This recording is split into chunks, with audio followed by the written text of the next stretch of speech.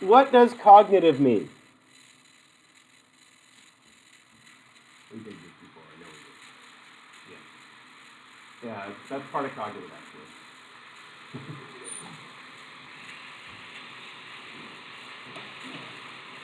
Come on. Just shout out some word that might be wrong, might not be wrong. I like the shuffling of pages.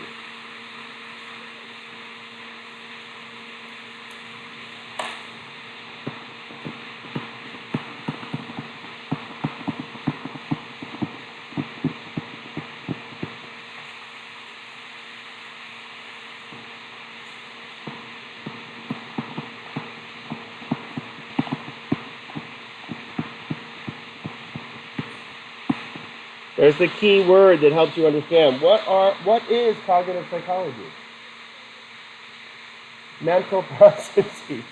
I was going to write the word mental next, but that's okay. Thank you for getting it before I had to do that.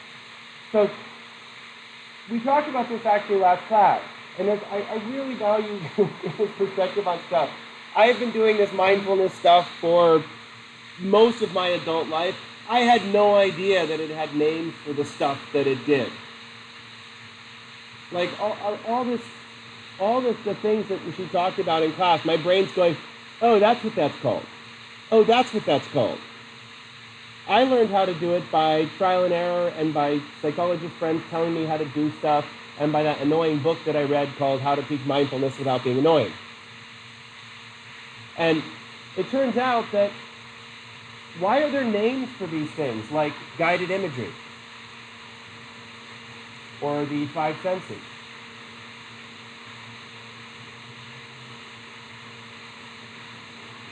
My other classes really like that, by the way.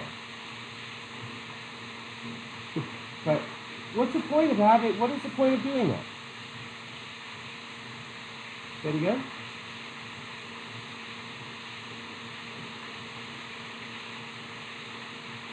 Come on, what's the point? Why spend time focusing on everything that you can hear? What? But, okay, so we need to get some more vocabulary words so that you can express what you're thinking better. Cognitive psychology is the study of your thoughts. Okay? And how many things can you pay attention to at once? They're called controlled processes. Say it louder. One. Thank you. I read lips very well. Okay? One. You have one controlled process at a time. So like, it's very hard for me to hold a conversation and do the off-screen yo-yo. Okay?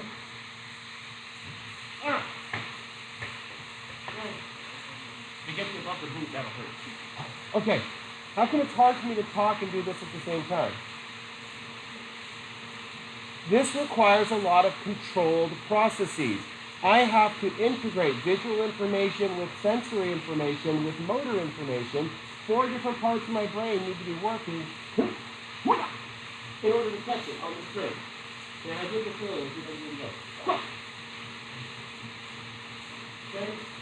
Okay. So it's actually easier when I pop the string because it doesn't go side to side, it only goes up. So I just have to pay attention to one direction in order to catch it. It's actually easier to catch it if you pop it off the screen than if you throw it. When you throw it, it can go like all different directions and it's significantly more difficult. This morning, because I didn't get to go to work out this morning because we had a busy morning at the Weiner household, so I did my little yoga on the rug. Okay? In shorts, not stretchy pants, but it's okay. So in my little yoga thing this morning, I want to see, can I actually still do a handstand? Just for full disclosure, I've never been able to do a handstand very well. And when I fall down in our house, we have hardwood floors, and it's a hollow floor. Things fall off walls when I fall down, because I'm kind of heavy. But I actually did a handstand today, and I held it 30 seconds. And I wasn't like falling down. I was like, yes! Victory! I'm looking around and the dog's like going, she doesn't care. She always stretches with me. As soon as I do like a downward dog, she's like, oh, cool! Yeah! And then starts biting my hands. Relaxing. Okay? But, so by doing yoga, what you do is it's a mindfulness exercise. While you're doing your exercise, you're stretching or whatever you're doing, what do you focus on? Breathing. And you focus on your senses, your 5 senses. What am I hearing right now? What am I smelling right now? Yes, deodorant today.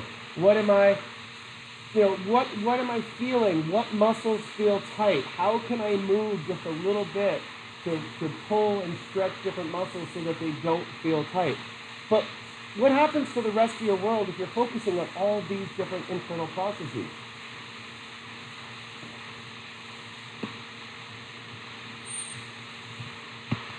What are automatic processes?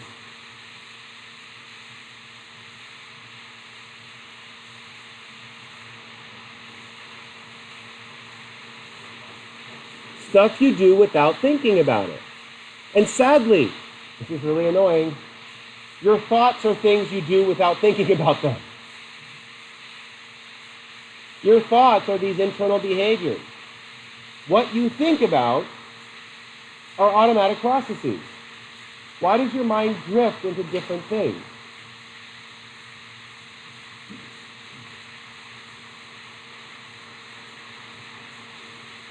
I'll use one word. What does the word self-conscious mean? No, when you're feeling self-conscious,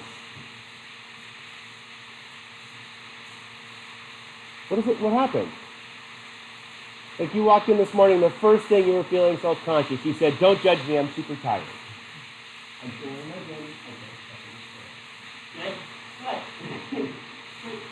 the fact that you mentioned it means that you're feeling self-conscious about it. Well, but you are aware that other people are going to judge you because of it. Yes, that's the definition of self-conscious, is you're aware of other people's judgment of you. I was at the gym a couple Saturdays ago. Oh, actually, probably during the summer, so more than a couple Saturdays ago. And our gym is kind of it's a dump. It was a dump, literally, for a while. But anyway, so I'm in the bathroom and the door doesn't really stay closed. So I'm trying to hold the bathroom door closed and I'm peeing. And all of a sudden somebody comes in that I don't know to the gym. So I kind of finish up hurrying, peeing. And what happens if you try to finish hurrying quickly? You might have some dribble after. So in my workout shorts, I have a big old pee spot. Oh no. There's new people coming in the gym and walk out, how you doing? So why did I go work out outside in the outside area of the gym that day? I was embarrassed, but why would I be embarrassed? What is that self-consciousness caused by? Your feelings about other people are going to judge you. And it's embarrassing when you do this. Dr. Doyle, one of my favorite instructors here, he teaches online now, but when he did that right before class. So we had to walk into class with a big old pee spot in his shorts, his pants. So he walks in carrying his briefcase and stands in front of the podium and asks questions. And when he has to go do something, he's like, okay. Like, walking funny. Sorry. You smirk left. Okay, but these automatic processes, we form them based on this.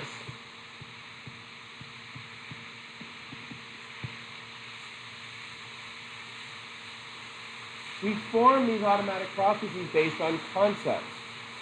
You have a concept that you are self-conscious. You have a concept that people are going to judge the way that you're acting at a particular time.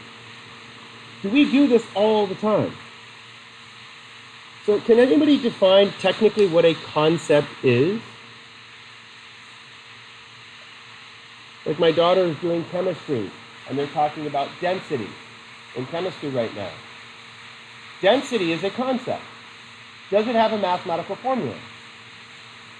If you really understand what the formula means, you can apply that formula to hundreds of different equations and you get the right, you can figure out the right answer if you understand the concept.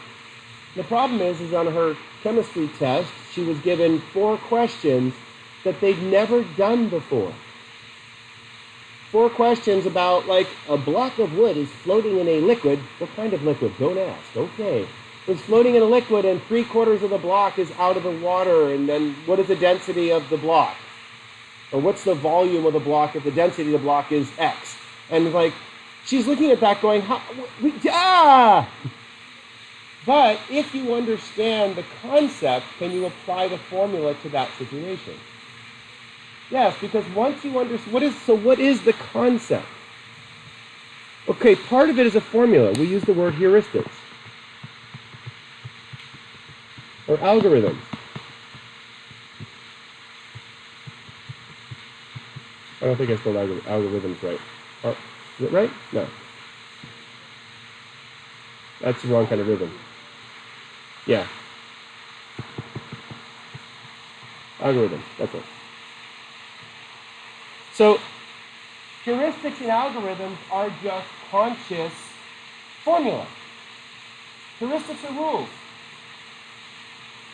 We learn the rules of a set of situations. They're called heuristics. The rules. That is total dyslexia right there.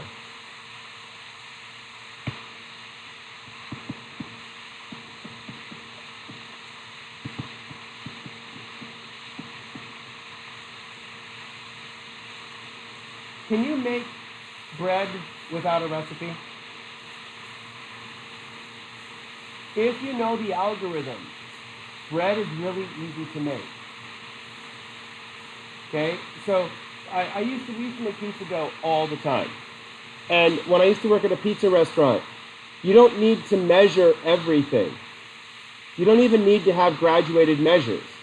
What you do is once you know the formula of how to make bread, 2 parts flour, 1.5 parts water, and then equal ratios of sugar and yeast. And then you have to add some salt. That's about it. That's bread. If you want to make it stretchier, you add olive oil. If you want to make it so you can fry it, don't add olive oil, add canola oil to it, or butter to it. Okay? And so the idea is that once you understand the formula, you can then apply that formula. If you only have a 1/2 cup of flour, can you still figure out how much bread to make? Because it's not absolute values, it's conceptual values. My buddy Leo, his dad owned a pizza shop, and he has this little wood-fired pizza oven, and he makes these little wood-fired pizzas, and he makes his own dough, and they're amazingly tasty. It's like so much work to make this little tiny pizza though. But he works like tirelessly. He has to go buy the very specific flour from Little Italy that's all written in Italian, because that makes the better, and it's special yeast that he grows in his fridge. A little jar of yeast in his fridge that he keeps stirring and adding stuff to, and stirring and adding stuff to. Yeah.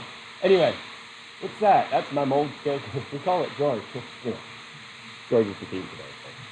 Anyway, so concepts are basic rules and basic algorithms. But if you're using formulas, if you're using basic rules, if I feel uncomfortable, other people will judge me. Is that an algorithm or a heuristic? Heuristic. Is that true? Not necessarily. So this is something this shows up a lot in cognitive psychology. If you really like this stuff, we're teaching a whole class in cognitive psychology next semester. Very exciting. Okay, I'm going to draw a shape here that understands a concept.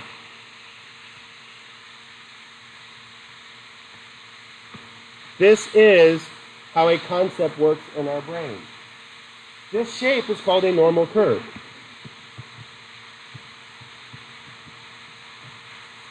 A lot of people like to call it a bell curve because it looks like a bell. Okay? So, what represents the middle of this? What does this graph actually mean? I guarantee you've seen this before, but a lot of people haven't explained it to you. You know what this is. What does this represent? What's the y-axis on it? The mean is here. We use the word average in intro. We can't use that word in stats. It's the mean in stats. But we use the word average here because you understand what that means. It's a better concept for people who haven't taken math. But what is the up and down axis? What does the y-axis mean? Number of. Number of. So, if we think about a formula, if we think about a heuristic, it works most of the time around the... Where are most of the people in this curve? Right around the mean, right around the average. So if I were to ask you, let's say, trying to think of a good example. The one we use in my statistics class right now is we go to a restaurant. You want to find out how much the food at the restaurant costs. What do you look at? Why would you look at the menu?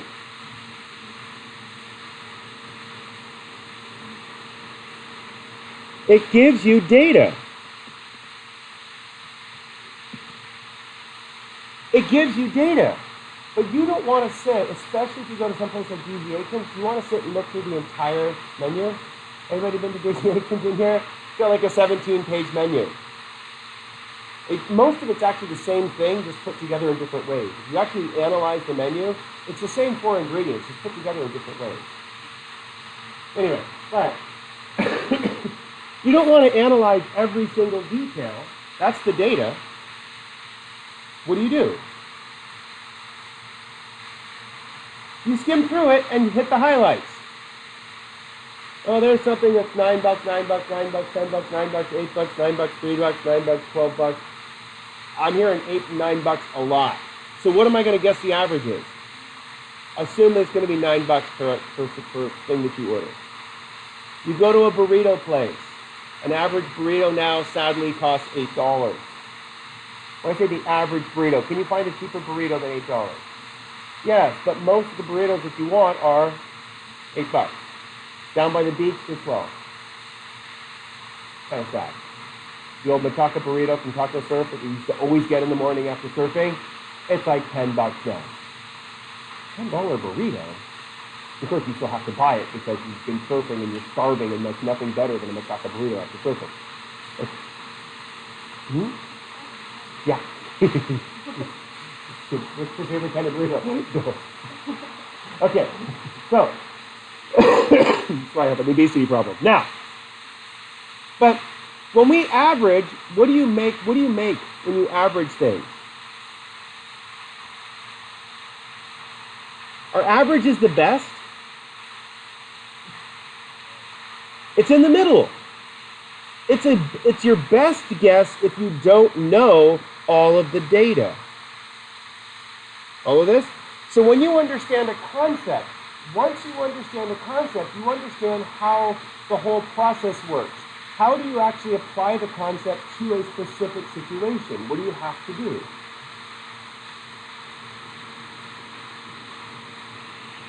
Anybody taking physics in here right now?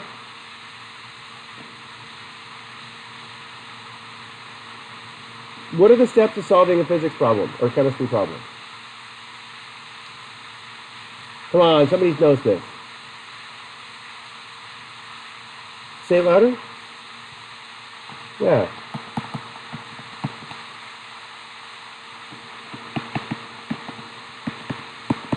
You write down the variables. What am I given? I am given mass. I am given density. What have I given? What am I left to find? Once you know what you're given and find, before you can start doing the formula, what are you supposed to, especially in physics, what are you supposed to always do? Diagram, draw a picture. As soon as you write down what is given, what you need to find, then draw a picture. If you follow this algorithm, all physics problems are solvable. Because they wouldn't give you a problem that isn't solvable. sometimes it's extremely tricky. And this is what the thing on my daughter's chemistry test. He never taught them how to do something. He is trying to test them how to apply the concept to a new situation. But what did he never teach them? How to apply the concept to a new situation. So if I want you to apply the idea of concept to something like yourself, that's a little bit later in semester, something easier, like racism, or how you judge men and women. We're going to do that. What do you have to say? What's my given? So how do you decide if someone's male or female or not? Well, by asking them, that's actually finding out, that's trying to find your X. Or X, Y. Okay, sorry. So, but what are you given when you're trying to judge somebody? Just surface appearance. And then, but the problem is that a lot of times, if I ask what the person's gender is, physical appearance doesn't necessarily tell me what someone's gender is. You have to collect data. You have to be given some data in order to figure out what someone's gender is. Okay, so what if you just assume gender based on a single characteristic? What if you just apply an algorithm? What's going to happen? Well, you're going to be right a lot. The algorithms work. Stereotypes work for a reason-ish. They work because they're the number of, well, this is actually what we're doing in stats today, is that the number of observations,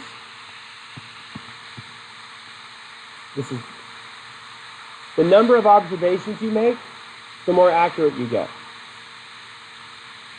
The more observations you get, the more accurate you get.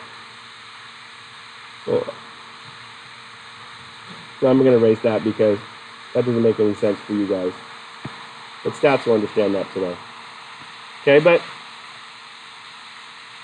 say this one more time. The more observations you get, the more accurate you get. So what if you are around a lot of people that are not traditionally gendered? What algorithm or what heuristic do you apply?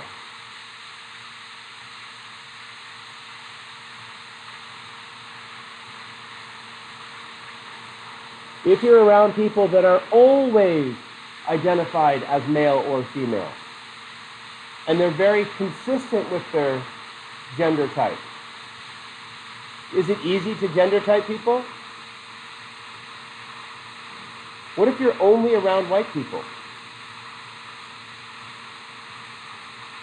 You're only around people of Latinx, or you're only around people that are Middle Eastern, which I can narrow it down to lots of different places, but we just lump it as Middle Eastern because that's offensive. So if you're Iraqi, or if you're from Iran, or if you're Turkish, or if you're Kurdish, if you're Sunni, all of a sudden, if you're only around your group, what do you see? Just your group. And you start identifying, this is my group. This is my concept. This is how people are. Then you see someone who is of Asian descent, and you go, well, that person's weird. And sadly, as maybe some Filipino, I don't know. But if we see the person who is Asian, okay, do you stand out? Yeah. I had one student last semester. She was great. She graduated from UCLA with a degree in neuroscience, and she was going to go into nursing. She really wanted to go to medical school, but she was paranoid that she couldn't get into medical school. She had a life crisis, so she came back to Cuyamaca College. By the way, someone who graduates with a degree in neuroscience is much better at school than you are. She got like 100% on all the tests. Sat there. Is it because she happened to be Chinese that she did really great on her test? No, nothing to do with her ethnicity. But it's the fact that because she came back, she was laughing because she goes, I ran into one other Chinese person on campus. And they had the same first name. Okay? And it was funny because she'd walk by the other Asian person, high five. It became a joke. Okay? We have lots of Filipino students, but do they identify necessarily as Chinese or Asian or Korean? No, they have a different culture. That's why. Are you slightly Filipino? Full on? Well, that's why I guess. Okay? So, but the problem with if you try to label someone as Mexican, just because someone speaks Spanish and has dark hair, does that mean they're actually Mexican? No, but why do we say that here? We're right next to freaking Mexico. A lot of people from Mexico come here because it's right there. Okay? If you're darker skinned, we say it's much easier to say black, but we don't call him African American. Are you American yet? Not yet. Okay, we African. But Africa is a continent. That's like saying North American. Okay, so what part of Africa are you from? The middle of Africa. So say it again. Say the name. Congo. Okay. Okay. Is it still the Republic of Congo? The Democratic Republic of Congo. So he is Congolese. That's the proper way to say a person from there. Okay. As opposed, why would being Congolese be different than be calling him African?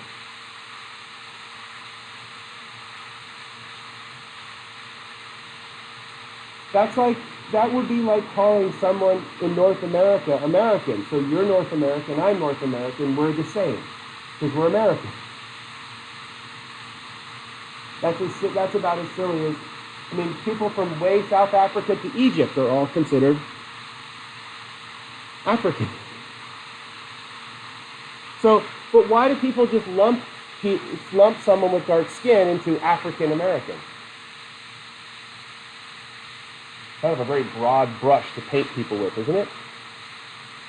But it's a way, the reason why we do this, and we'll talk about prejudice and prejudice and racism. I need to start drinking earlier, I think that's what it is. Okay, so I don't drink so late now. Where prejudice and racism come from. It comes from the idea that we apply a heuristic to people without actually collecting any data. I had one of my students, Avion, she goes, I'm not African American, I'm Haitian. And she's like, people just label me as, she goes, yes, I am black, but I am not African American. And so, the idea of trying to label somebody, this is actually using a concept. Let's go back to our mindfulness activity. Do you have self-concept? You label yourself as. You think of yourself as. But that is based on the number of observations you make about yourself. The more observations you make about yourself, you come up with this idea of normal. Okay, so why spend time not using concepts?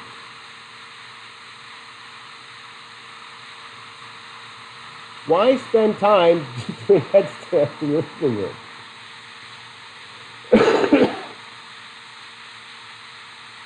One of the CrossFit workouts, you have to do handstand push-ups.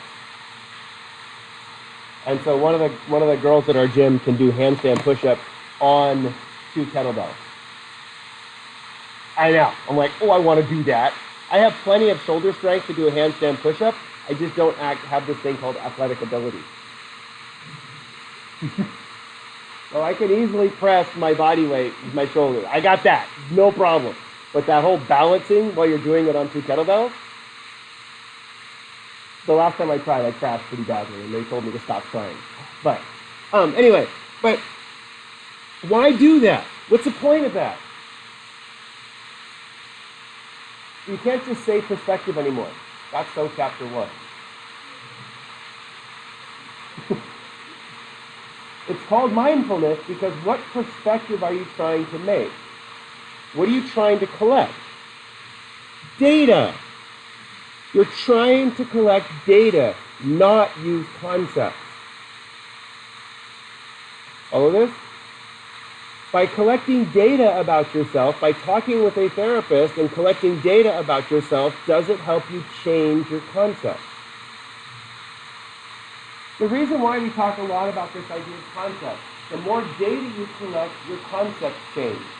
However, if you are using heuristics and algorithms, well, this is really fun. What data do we get to keep? What is data in humanness?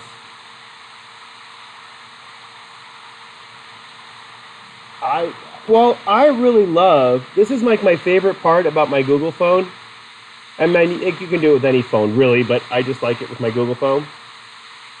So, is that I spend a lot of time, okay, with this thing. I haven't taken a lot of pictures lately, okay? But if I go back to 2009, what do I have? Ooh, June Lake. That's called Pumice Mountain. My buddy Jim and I rode our bikes up Pumice Mountain. Somewhere around this mountain is called the Cement Mine. It's a giant gold mine that was found right around this mountain somewhere, and it's sitting right out in the open.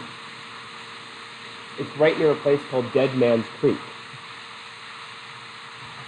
Or it's just a legend to make people go up there. So what did we do? Where did that memory come from?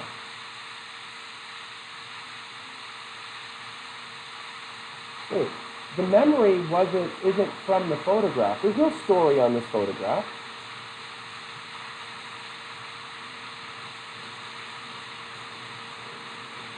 Here's Glass Creek.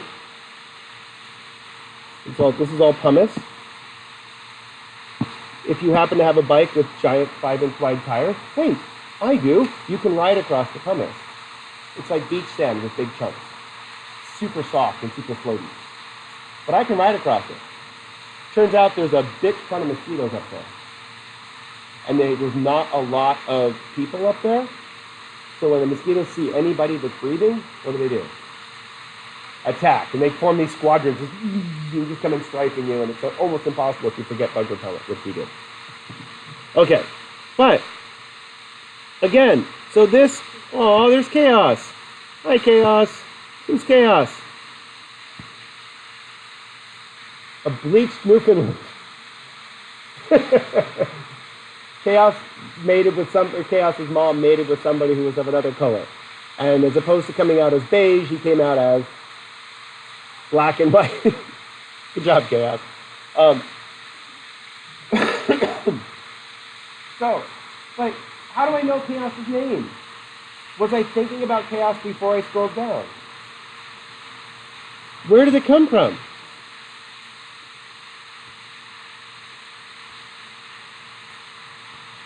Well, aw, that's Caleb. I think. No, that's not Caleb. I don't know who that baby is. That's Caleb. Ooh, Negro Modelo. Oh, I miss times when I can just drink beer for no reason. Okay, but 10 years ago.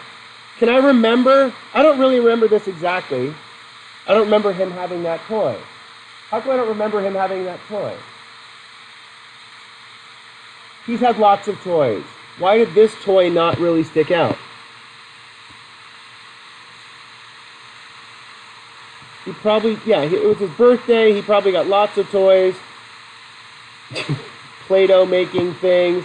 I don't remember that. This is terrifying. Okay. Oh, the snake, though, I remember. Giant stuffed snake. Aww. Frankie. A very haggard, destroyed. My daughter called it her Bobo. We still have it. To fold it up in a drawer somewhere, so it'll sneak back up on her. But why do I remember the snake, but I don't remember the other toys?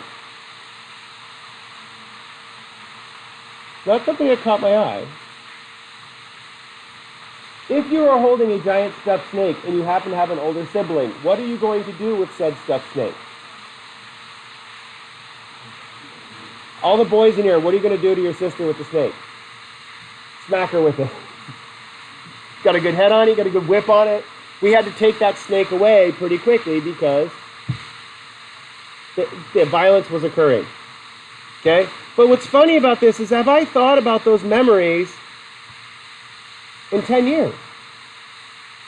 Probably not. Okay? So what happens is the data that I have comes from cues.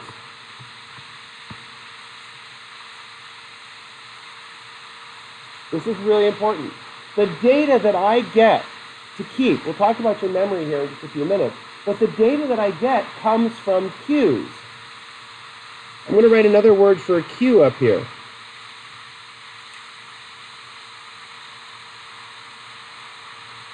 I'm going to write another word for cue up here. A peg. So, what are cues, or S pluses, or pegs? They're all the same thing. So remember good enough pluses. That should be a cue for you. It's a stimulus. Why is it got the little plus next to it?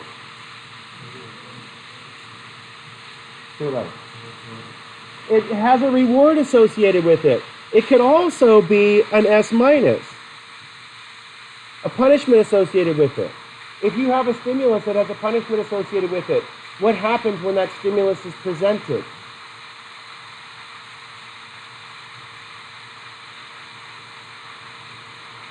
We used to play a game with my son on the soccer team to work on ball control.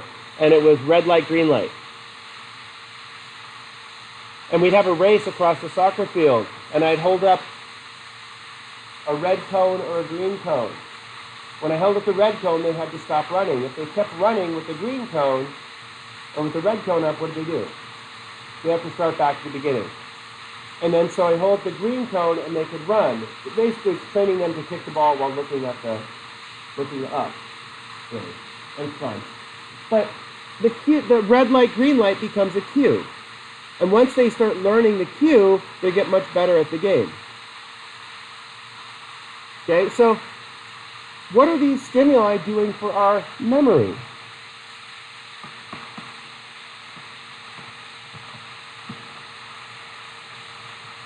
Okay, so what is memory?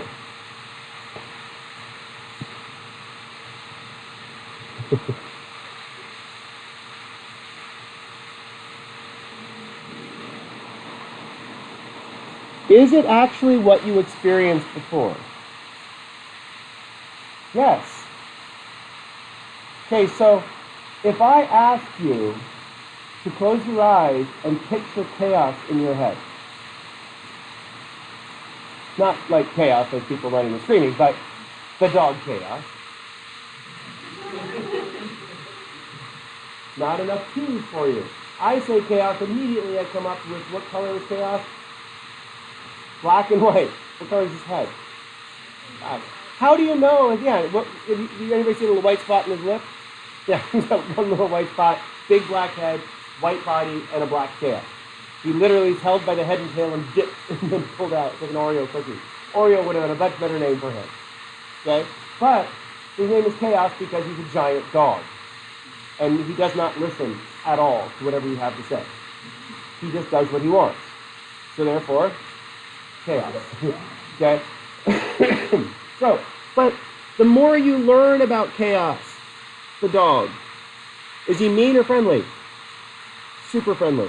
Most Newfoundlands are very, very friendly. Unless you're watching the movie Cujo, then they're not. I think they have a Newfoundland that eats people in that movie. Moving on. I haven't seen it. I don't like scary movies. So now, but when I asked you to picture the dog in your head, where did you see the dog?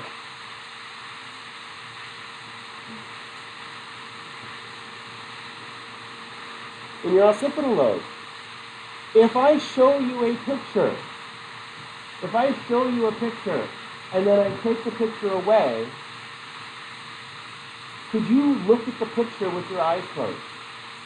Yes. Why do you think doing visual imagery helps you stop thinking?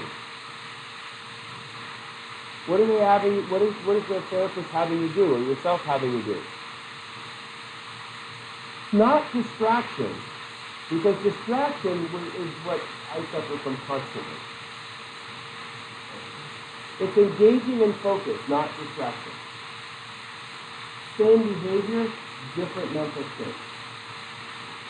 When you're distracted by something, like when your phone goes zzz, and you go and look at your phone, my phone doesn't go zzz anymore because my cell service is so bad after my update, it's stupid, okay?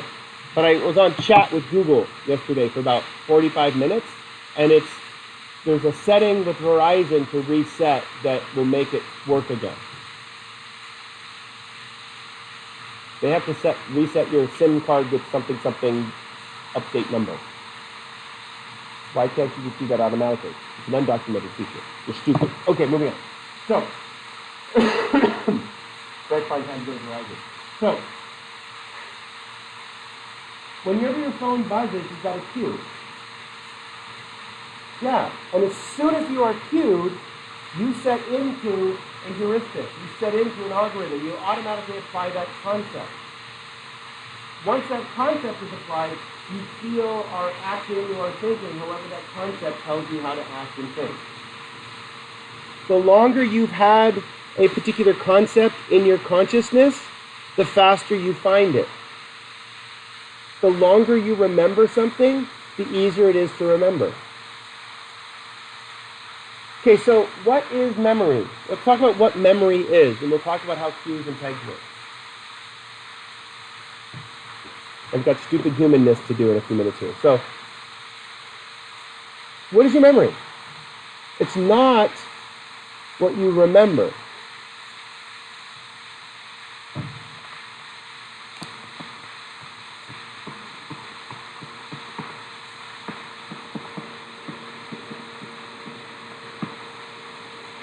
Memory is a sensory experience. When I ask you to remember something, the part of your brain where that experience was actually becomes activated. When you watch somebody remember something, your eyes move around. Why do their eyes move around?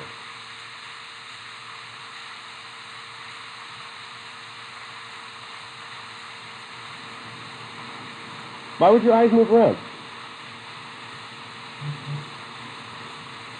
You're looking at the cues to recall that memory. A lot of times when we're taking our little assessment, you look up at here. Why would you look at the board?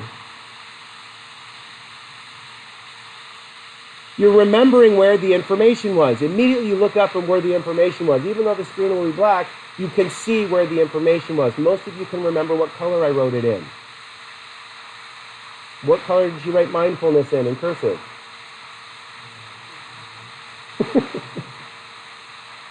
No effort whatsoever to have that sensory experience again. What color was she writing her different things in? Goldish orange color, yeah. See, immediately, a lot of you can instantly remember because the sensory experience is still there. This is why a traumatic event lasts so long, because it activates the sensory pathways in such a strong way that whenever you close your eyes, what's back? Trauma. In full broadband spectral color, sensations, perceptions, all there. Thank you. That's why we talk about distractions, is you try to not think about that. But if you're distracting yourself, what will happen as soon as you start not distracting yourself again? So it comes back. So that's why you learn how to practice mindfulness. Because it's really easy to distract yourself with sensory experience. Okay, but how long does sensory experience last?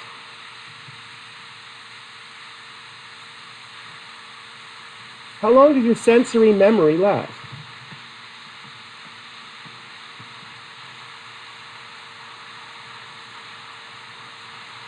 The sensory experience that you have only lasts as long as those neurons are activated. So if you want that memory back, you have to reactivate those neurons. So if I put a dot on the screen, can you see that dot on the screen? Is the dot still there? Sensory experience is gone. Third of a second after I erase that, the sensory experience is gone. Sorry. The world only exists in about a third of a second for your sensory experience. It's actually pretty cool. This system in here doesn't work quite as well. But if I shut the lights off, okay, for just a couple seconds, what happens to your eyeball? You adjust. And if I turn it back on, do you feel it gets darker before it gets brighter? It is. Good call. Excellent sensory memory. Okay? And so, but I'll put it back to where it was. I like to have it right about here. Okay, that's happy for me. It's warm, it's comforting, but at the same time, it's not obnoxious. When we do take the assessment, I turn it full speed so you can actually read pages. Being old, I have trouble reading. Okay, but your sensory experience only lasts a third of a second. So you have this.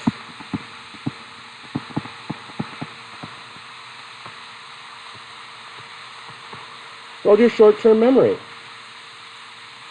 You have your short-term memory. How long does your short-term memory last? Short-term.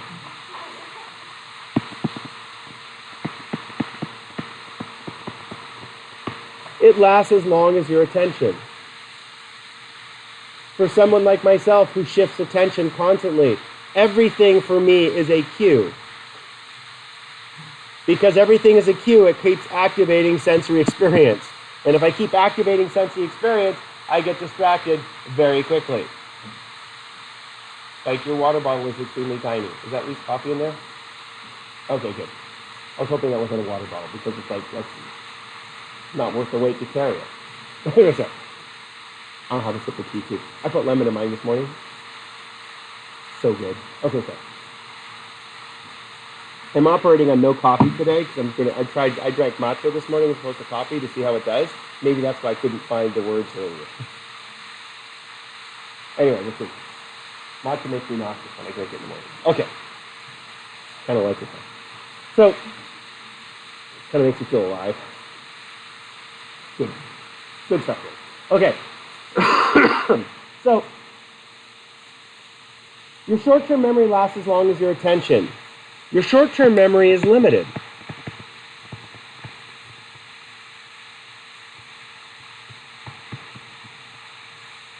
Seven to 10 chunks.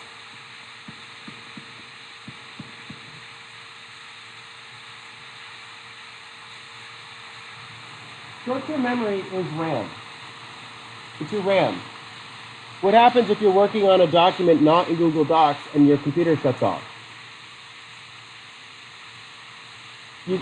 Everything that you've been working on is being held in the computer's electrical systems. I turn off the electrical systems and it's all gone. Google Docs are kind of interesting. They immediately store things. Every time you type something, it's being stored online. So it uses a lot more internet. But if you're like, right now the SDG&E just randomly shuts the power off if there's any sort of wind event. So up in June Lake where their condo is, they shut the power off for 3 days because it was windy. What happened to all of our food in the freezer? We're not going to eat it when we go back up there in a couple weeks. We have to throw everything away that we kept in the freezer up there. Because when we go up there, if like my wife and I were driving up there, we'd bring up food that we're going to eat over the winter and leave it in the freezer. We can't do that anymore because they shut the power off. Oh, no big deal, but what if you didn't know they shut the power off? That chicken smells awful interesting. Anyway, yeah. So, getting back. So, if you only remember 7 to 10 things, wouldn't it be nice to automatically update to the cloud so you'd automatically remember everything? Why do we keep our photos in the cloud?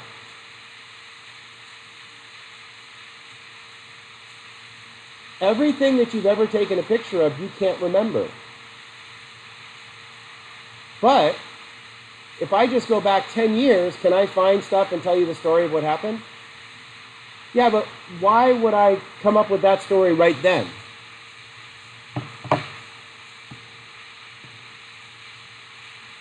The cues are presented to my sensory memory. The sensory memory makes me pay attention.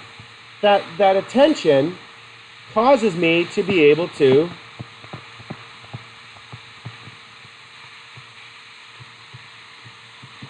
attach things to long-term memory.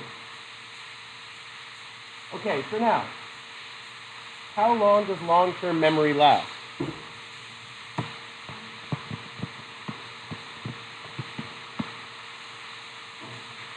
It lasts forever. 2 words.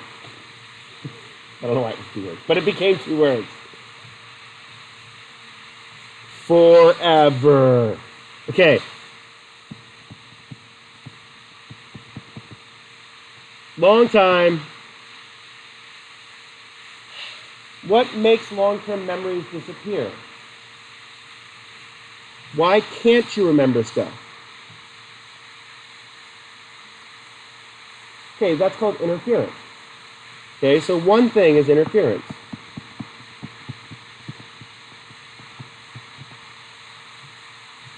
Interference of what, though?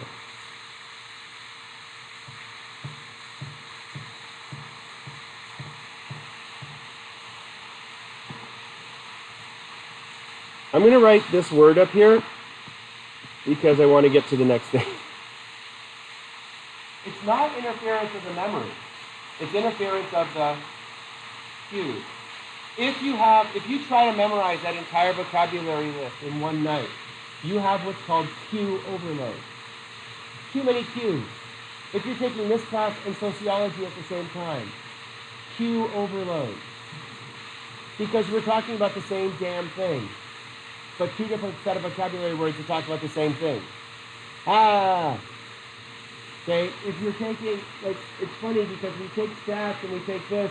I write the normal distribution up there, and for stats, people start going, oh, yeah, distribution of means, we're doing that today, actually. But you start going, well, it depends if the standard deviation tends to shape and skew and kurtosis, and all the words we learned about normal distribution, you can't understand the concept because you're thinking about all the wrong cues, so your memory gets jumbled. So if I try to memorize your names, I've got 15 minutes. Can I memorize all your names in 15 minutes? I got 2, Fernando and Christopher. Okay. But how can I remember their names? How many did I try to remember at one time? And I forgot. Even though we listen to your brain, even though you're a psych major, I can't remember your name. But wait, we'll get there. Okay. Leslie, in my other class, I couldn't remember her name until I did something. She happens to have the same name as my wife's aunt, who was a meth head. Aunt Leslie. She has a twin sister named Debbie. Debbie is actually in Colinas prison for attempted arson, where she tried to burn down a judge's house that was trying to sentence her for something. True stories of the other side of the family. Okay. We all got them in the family. Come on. We all know those people. Okay. But, so, that's a really annoying cue to remember Leslie, who wore the brain scanner in my Tuesday, Thursday, 8 o'clock class. But why do I remember her name? The cue is very specific. So I used to talk to Christopher after class. Is it Chris or Christopher? Chris, okay. I used to talk to Chris after class. He had a class in my class afterwards. So I used to talk to him. And he asked me, what class is that? Once. So because of the fact that I recognized him, even though he's been in my class once, as soon as I attach his name, I already have a cue for his face and his voice. I have that cue. And I made, what was the joke I made for Fernando? Yeah, do you remember the cue I said?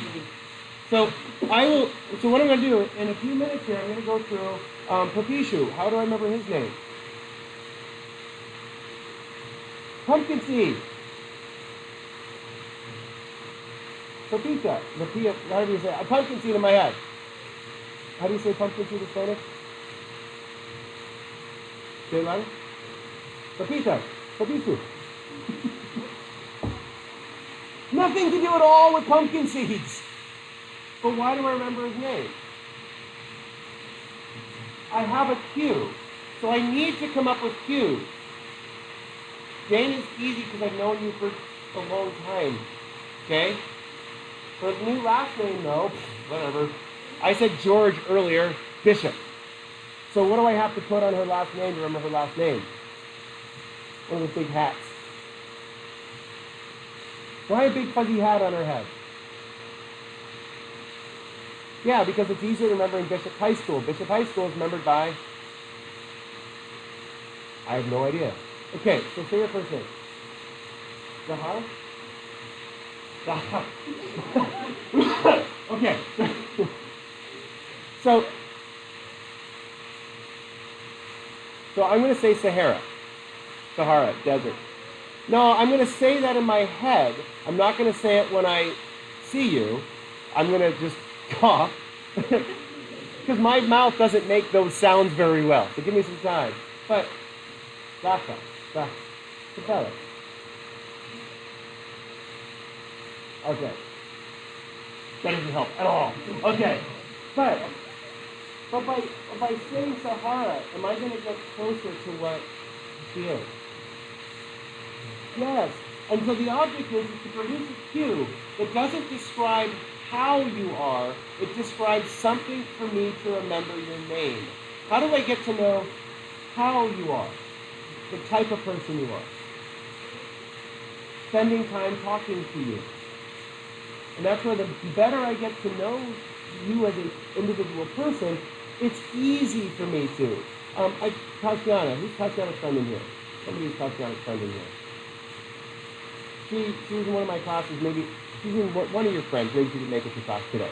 But she came in as being in class once with one of you all, maybe the person who came in was not here. But I couldn't remember Tatiana forever. And then my brain said, Tushy. So I was surprised at getting fired, but as soon as I said that, I laughed, my cue was permanently set. So how do I remember her name? Not really, because that's gross, but it's stuck. So what's your first, I mean, I've known you can't drive, but what's your name? Anne. Okay, why can't I remember Anne?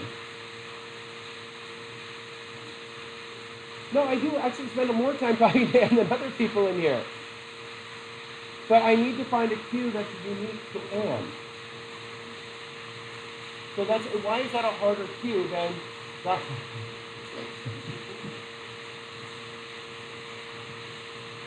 It's not very interesting. So the only thing okay, this actually does work. But my mother-in-law's best friend was named Anne. Okay, so, and I can remember that because you always dress extremely conservatively. She always dresses extremely conservatively. So is that a connection that I can make in my cue? Is that going to be an easy one or a difficult one? It's a little bit of a stretch. It's going to be hard. Okay? But yours, because it's funny. But why make cues that produce humor and I apologize, that are gross or maybe even vulgar? It's easier to regurgitate those cues because they trigger more emotion. Remember, sensory experience. If you feel it, you remember it better. That's why studying boring crap is no good, like political science. Okay. Jamie? Shem. You know how to level a door? You use a lot of shems. Shem? Shem? Or level. Little thin pieces of wood you hammer in to make things level. Okay. Tallulah? With a T. I'm singing the song right in my head. No, I'm thinking Tula Lula Lula. Yeah. Okay. 2 weeks for that. You don't look like a don't tell me alcohol beverage, so I won't call you Truly, but Tallulah. Tallulah. That's gonna, the first syllable is gonna give me a hard time. Okay. Catherine. My wife has a teacher at her school named Catherine. And she's very cool. Okay? So I'll remember you as Catherine. Okay, so Catherine, Tallulah, Shams, right? Yeah, Shams. Okay. A sham is there's actually when you do a surgery, but you don't actually do the physical procedure. It's called a sham surgery. Are you a sham? Are you a fake? Are you? Okay. Shams works better though. Okay, and that sticks. Okay, all right. Okay, and Fernando. Okay, Dana. Okay. So and after Catherine. Terry. Merritt was my friend with those curly red hair. Terry. Perfect. And you look great. Don't even matter. You got shoulders through a sweatshirt. You look great.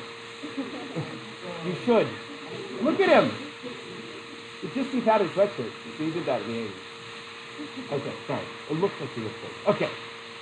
Maybe it's different. Okay, so. Triana. Second eye. Where's the second eye? And Triana. Dosana? Okay, fine. I can remember that. Triana. Okay.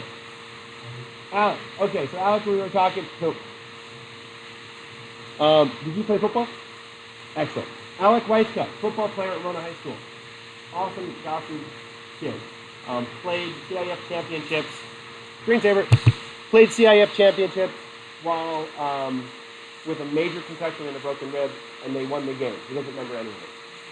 That's why we have concussion protocols. Okay, so Alex, Triana, Tarek. I had to go to Merrick in my head. Why did I say Merrick in my head first? Because that Merrick is a known cue. By going to the known cue first, what am I attaching to you? The new cue. Okay, so after Alex, and then we go to Tallulah. It's hard, but Shams is, I got that one now because I made enough fun of you. Okay, and then Anne, Fernando, and Lara. Okay. Okay, so go there. Mariah. Oh, my history teacher, Mariah friend. You're not nearly as tall as she is, but that's a great Mariah. Is that a Mariah Carey? I have to decide which one. Mariah, the other Mariah is fresh in my head. Okay. Paul, neighbor Paul. He's insane. He came over just yesterday at our house, just walked in and gave me my parking permit. And Paul walked into my daughter's room and was like looking at all the pictures. Hey, this one's you. Hey, this one, and like all the pictures in a room. He's doing that too for like 15 minutes. Not creepy at all. It's Paul. He's borderline. Okay. Okay, good job. Victoria. I don't want to go Victoria's Secret because it's just underpants, and I don't want to do that to you. Well, because it's not a secret anymore. Everybody knows. You are your perfect line on your hair. You sit properly. Okay, I like that. Queen Victoria. Okay? So, believe it or not, if you guys are paying attention, can you do this? You can remember everybody's name just as easily as I can. Okay? Samaria. That's another desert. Okay, sorry. Geography. Okay, so Samarian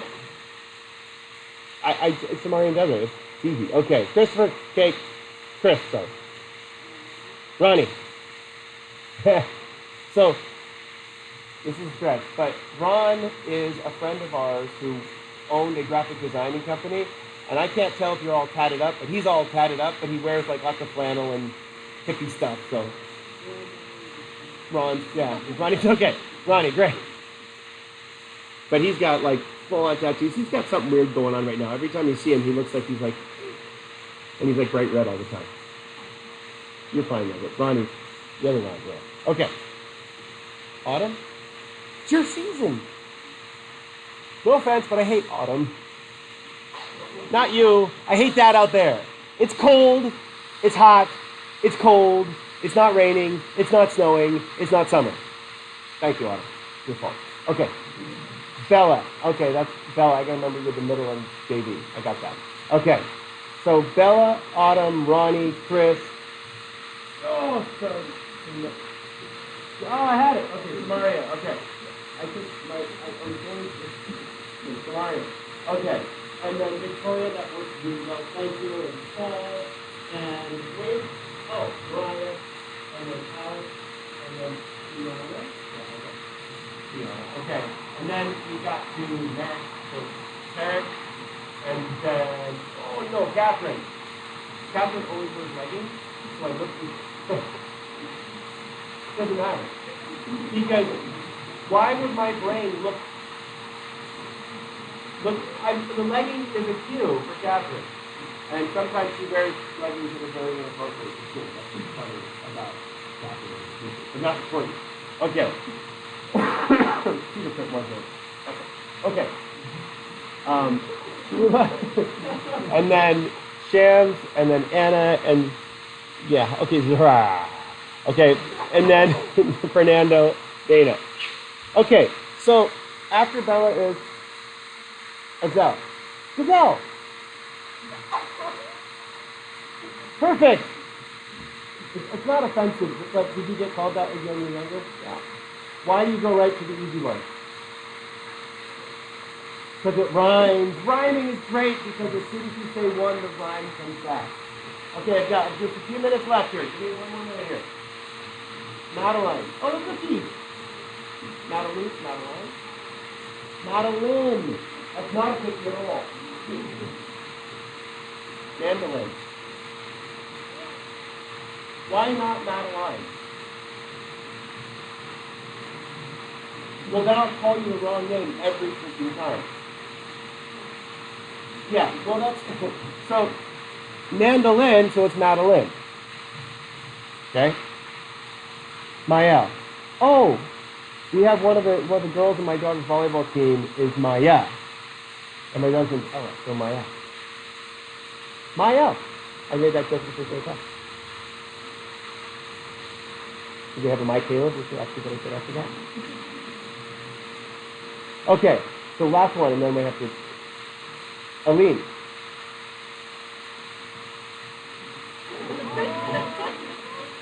Aline, though. Aline. Okay, I'll try to remember that. So now, what I'm going to do is I'm going to cheat a little bit, and I'm going to write these down after you leave. Why write them down after you leave? Every time you rehearse a cue, it reinforces the concept. Okay, so I'm going to do it over here while you guys are, oh, there's another class coming in, so, okay, I have to do it quick. Okay, run away.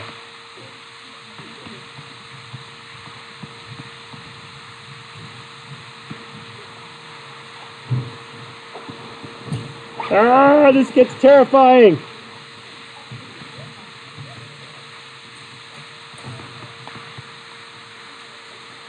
As soon as they start moving. Can you come this afternoon? Yeah. Okay. Let's see. There's Mariah, and there's Paul, and Victoria,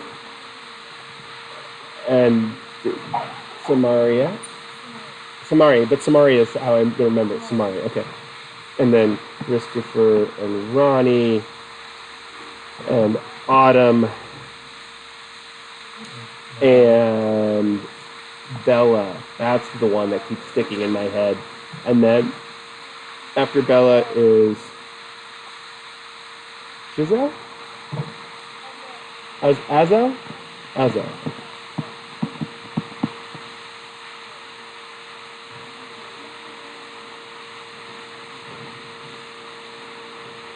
Thank you. And there's one more after Azel, which is Mayella. That's Mayella. So what I'm doing is, so I just wrote, you can see this is why I did this. So I don't need to remember the entire thing.